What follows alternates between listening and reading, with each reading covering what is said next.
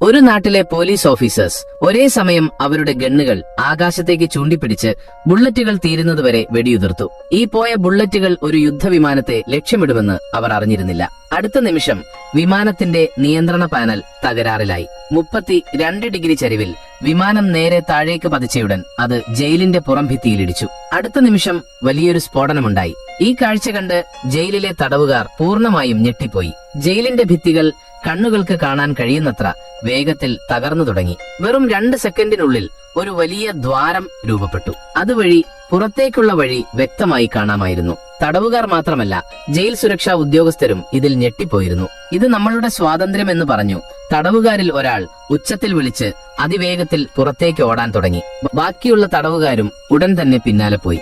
ജയിലിൽ നിന്ന് രക്ഷപ്പെടാൻ അവർ ആയിരക്കണക്കിന് വഴികൾ ആലോചിച്ചിരുന്നു. എന്നാൽ ഇങ്ങനെയൊരു അസാധാരണ സംഭവം കാരണം തങ്ങളുടെ പദ്ധതി വിജയിക്കുമെന്ന് ആരും സങ്കല്പിച്ചിരുന്നില്ല.